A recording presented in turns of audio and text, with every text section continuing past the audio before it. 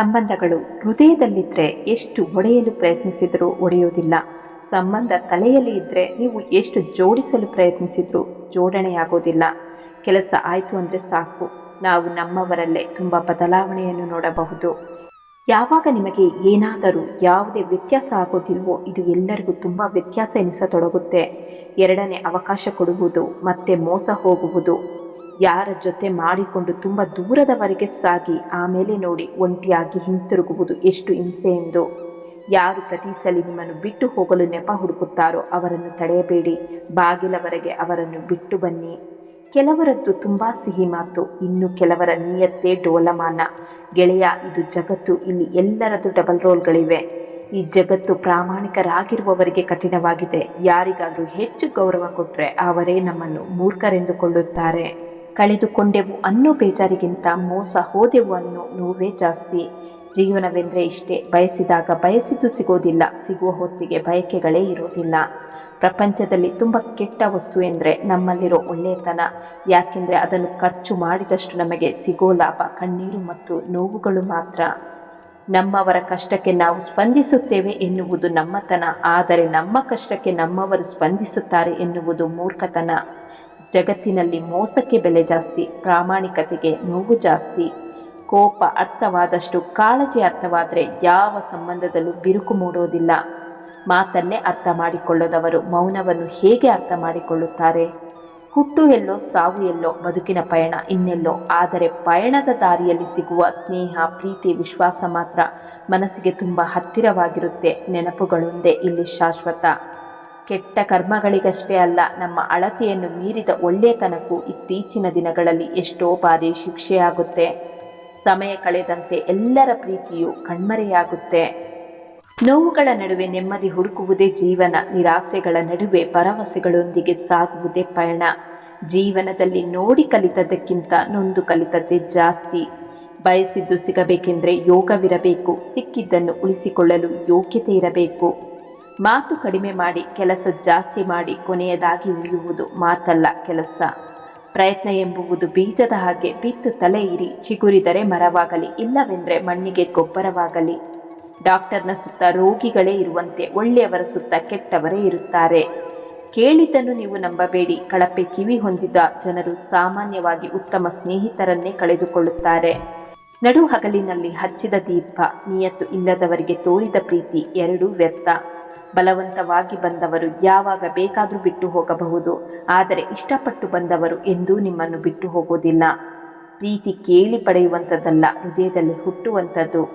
ಪ್ರೀತಿ, ವಾತ್ಸಲ್ಯ ಹುಡುಕಿದರೆ ಸಿಗೋದಿಲ್ಲ, ನಮ್ಮ ಬಳಿ ತಾವಾಗಿಯೇ ಬರಬೇಕು. ನಾವು ಪದೇ ಪದೇ ಮಾಡುವ ತಪ್ಪೇನೆಂದರೆ ಎಲ್ಲರನ್ನು ನಮ್ಮವರೆಂದು ನಂಬುವುದು.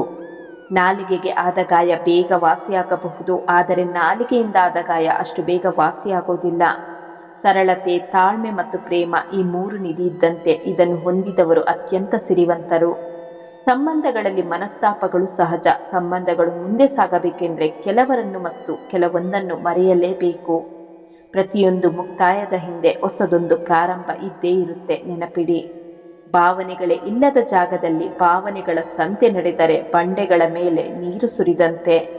ಒಳ್ಳೆಯ ಕೆಲಸವನ್ನೇ ಮಾಡಿ, ಯಾರು ಗಮನಿಸದೇ ಇದ್ರೂ ಪರವಾಗಿಲ್ಲ.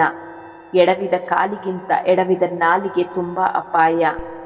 ತಪ್ಪಾದ ಹಾದಿಯಲ್ಲಿ ಓಡುವುದಕ್ಕಿಂತ ಸರಿಯಾದ ದಾರಿಯಲ್ಲಿ ಸಮಾಧಾನವಾಗಿ ನಡೆದುಕೊಂಡು ಹೋಗುವುದು ಒಳ್ಳೆಯದು. ಮಾತು ಕಹಿಯಾಗಿದೆ, ಹೃದಯ ಸ್ವಚ್ಛವಾಗಿದೆ.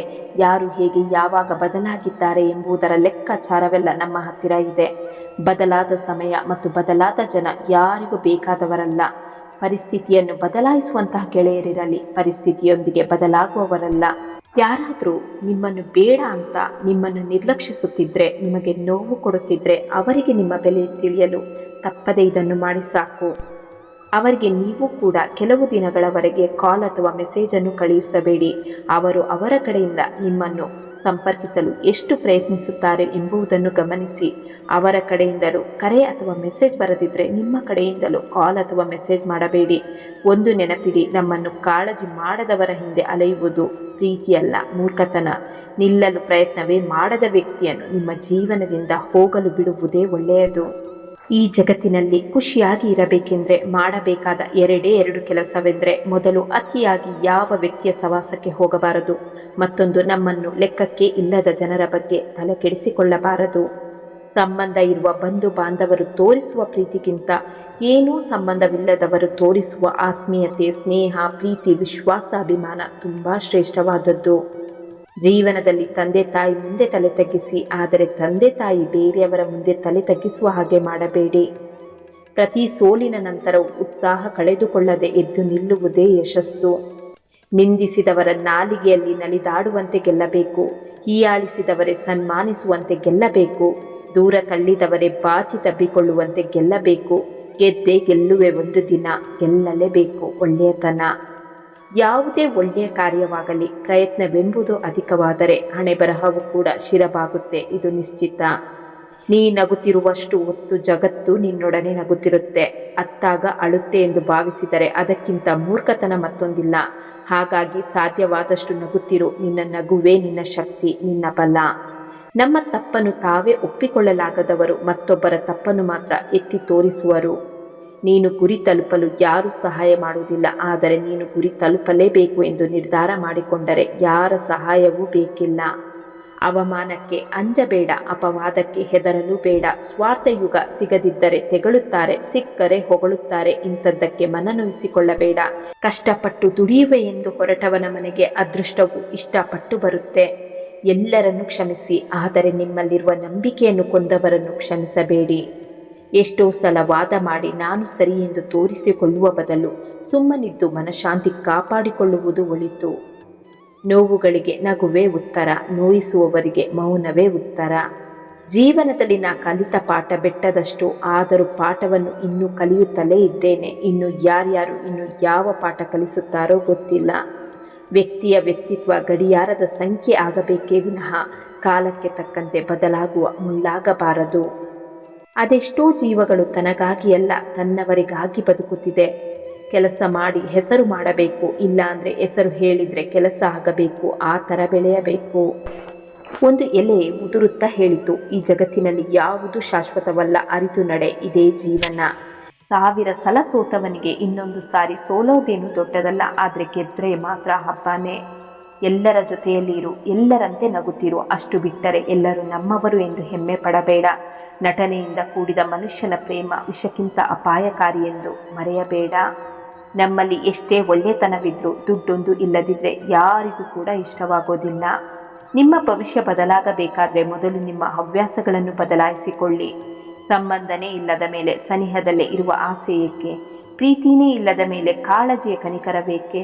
ಮನಸ್ಸಿನ ಮಾತು ಹೇಳಿಕೊಳ್ಳದ ಮೇಲೆ ಮೌನದ ಮರು ಉತ್ತರಬೇಕೆ? ಎಲ್ಲ ಭಾವನೆಗಳು ಹೃದಯ ತುಂಬಿರುವಾಗ ಏನು ತಿಳಿಯದಂತೆ ನಾಟಕವಾದರೂ ಏಕೆ? ಎಲ್ಲವನ್ನು ಅನುಮಾನ ಪಡುವವರ ಬಳಿಗೆ ಸುಳಿಯಲು ನೆಮ್ಮದಿಯೂ ಸಹ ಅನುಮಾನಿಸುತ್ತೆ. ಸುಳ್ಳು ಬೇಗನೆ ಮಾರಾಟವಾಗುತ್ತೆ, ಯಾಕೆಂದರೆ ಸತ್ಯನ ಖರೀದಿಸುವ ಯೋಗ್ಯತೆ ಎಲ್ಲರಿಗೂ ಇರೋಲ್ಲ. ಯಾಕೆ ಅಂದರೆ ಅದರ ತೂಕ ಜಾಸ್ತಿ. ಸಂಬಂಧಗಳನ್ನು ಗಟ್ಟಿಯಾಗಿ ಇಟ್ಟುಕೊಳ್ಳೋಕೆ ಒಮ್ಮೆ ಕುರುಡ, ಒಮ್ಮೆ ಕಿವುಡ, ಮತ್ತೆ ಕೆಲವೊಮ್ಮೆ ಮೂಕನಾಗಿರಬೇಕಾಗುತ್ತೆ.